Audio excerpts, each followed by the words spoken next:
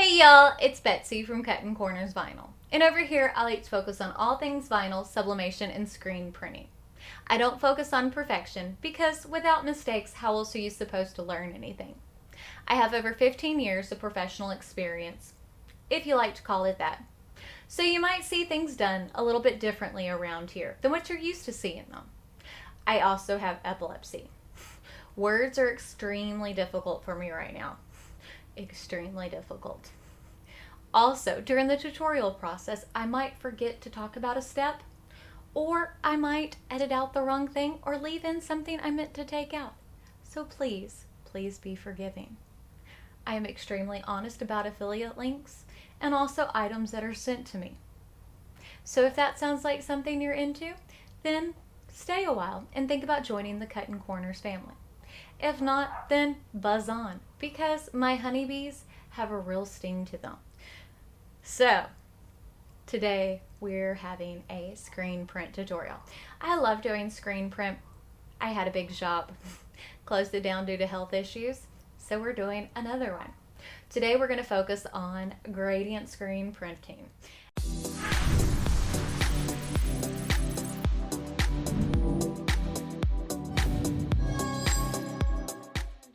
Well, we're going to do a two-color tutorial today, but this one's mainly about gradient. Now, the artwork I am using is available for free on my Patreon page. I do have it linked down in the description box. Now, remember, if it's for free, I will always tell you if the artwork's for free. Now, you can support me on Patreon. You don't have to. I always say that to people. Sorry. Lights bother my head a lot. I still use them. Again, this is the honesty part. I don't edit a lot of this stuff out. My regular subscribers like to see this stuff, and also I like to normalize these types of things for people who are also suffering for conditions that are similar or deal with things similar to mine. Sorry. And also, if you hear doggies, I have puppies. Again, it's part of watching me. I love it if you would like to stay and watch me, but again, it's not gonna hurt my feelings if you don't. But yeah, if you're interested in seeing this, then on to the next part. Okay, so for this screen print video, I didn't go over everything because I do have a basic screen print video. I did change the palette for this because the other palette that came with this screen print press was a little bit big. Now, this palette that I'm using isn't that great. I did order a separate one off of Amazon that is a little bit smaller than the one that came with this press.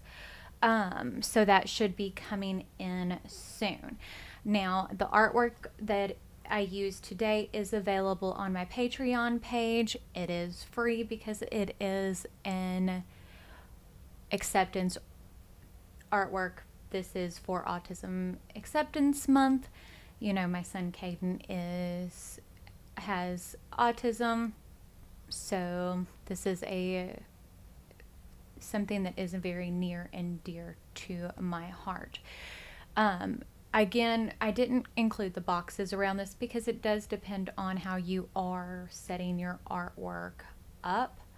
Now, I did have someone ask if you are going to try to screen print this,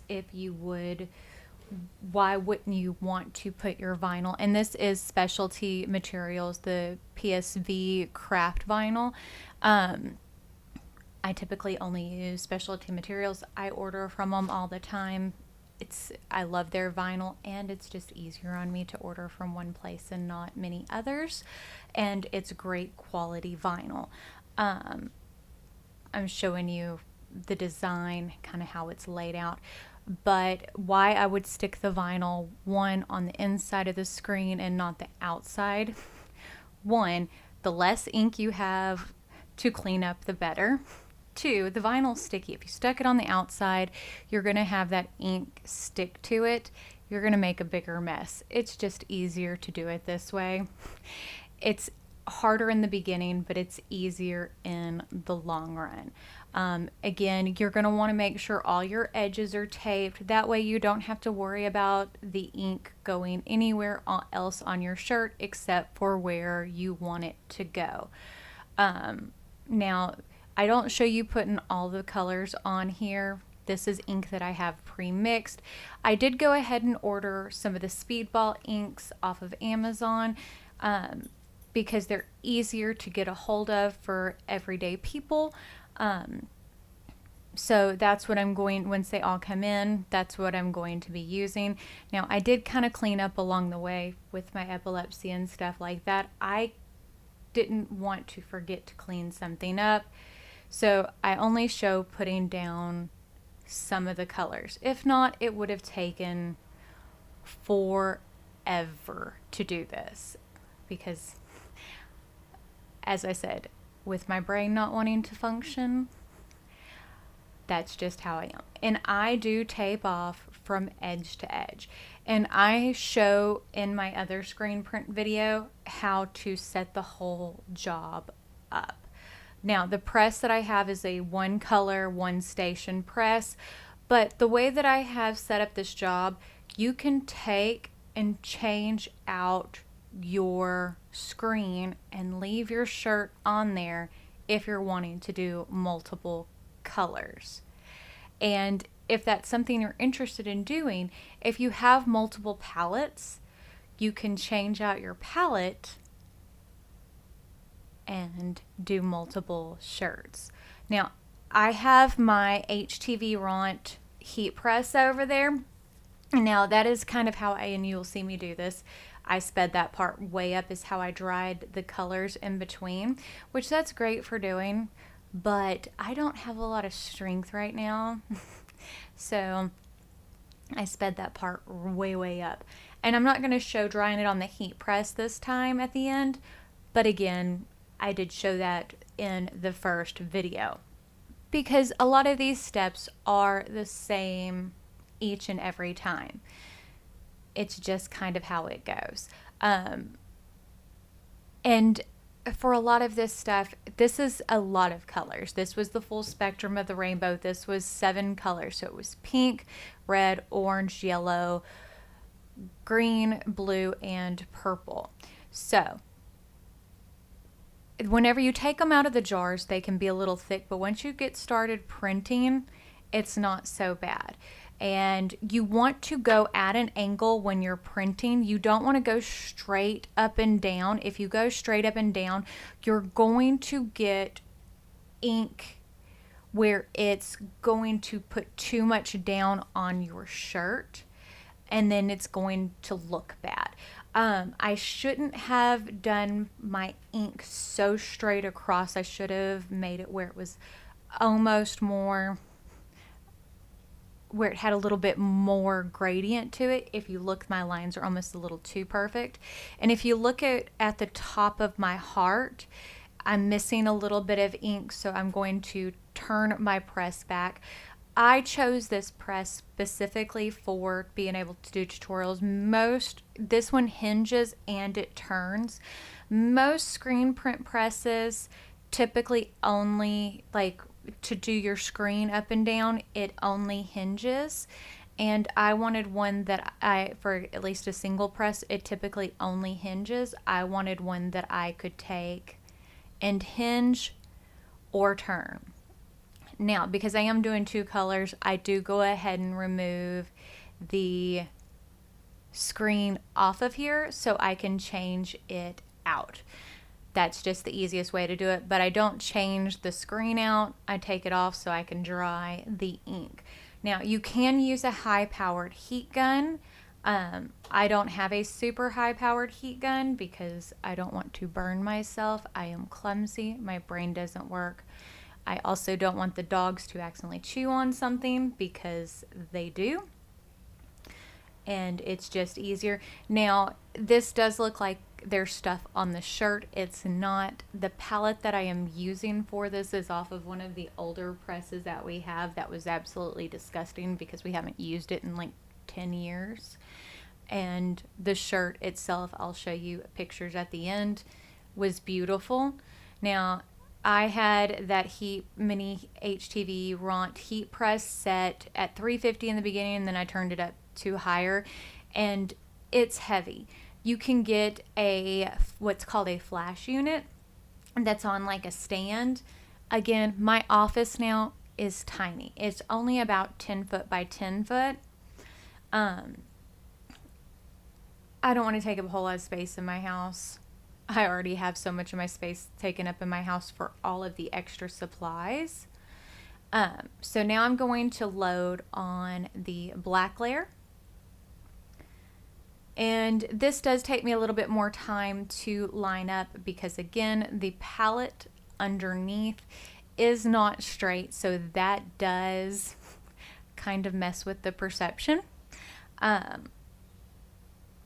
And you do not want your palette and your screen to actually touch, if that makes sense. Black ink lays down relatively easy. And screen printing, what's great about screen printing is it is the most cost-effective way to create t-shirts.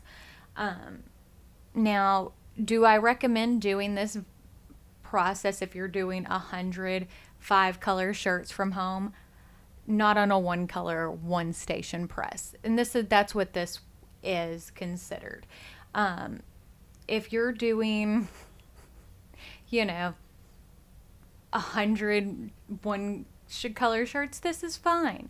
But if you're doing, a lot of different other shirts, no, I do not recommend that. If you were wondering what I was doing, because I kind of disappeared, I was undoing the bolts underneath to kind of adjust the palette so I could mess with it. Because there's bolts for where the screen is, but there's also bolts that hold the palette on.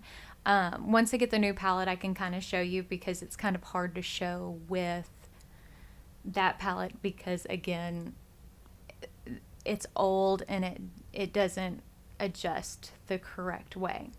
But I will show you in the future. And again, what I'm using, the equipment that I'm using now, is very inexpensive, and it's not the best stuff, to kind of let you know, but it works. It's not going to be the gold standard in the screen printing world. I've had M&R presses, Riley Hopkins. Those types of things are absolutely amazing. But I don't want to spend another $50,000, $100,000 again. That's not what I'm wanting to do. I'm wanting to have fun playing with screen printing at home.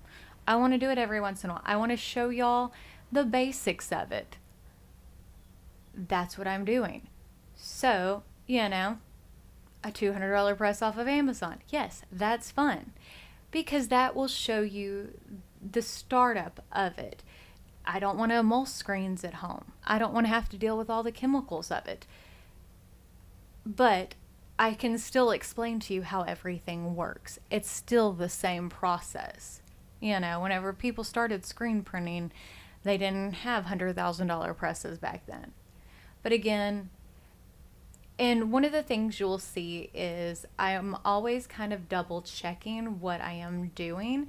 And this is something I'm still getting used to with this, is this is a much smaller setup than what I'm used to. So I'm like, oh, I don't have as much arm length. And you see, I will always kind of keep going back and double checking to make sure that I am getting everything covered. Which, again, these are things that I am still struggling with, is like the amount of arm length.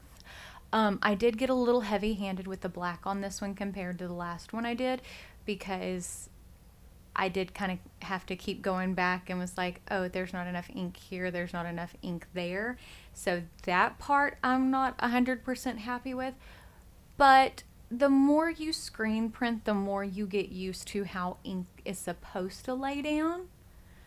But all in all, I think it turned out absolutely lovely, especially since I haven't picked up a squeegee in probably, 8 months, 9 months, maybe longer. Maybe even longer than that. And that's what they're called, the big metal thing that's in my hand. I haven't picked up a squeegee in probably 8 or 9 months, if not longer. and I haven't done it on a small scale like this and I don't even know how long. But yeah, I mean, it's really not that hard. So if you like this video, don't forget to give it a big thumbs up.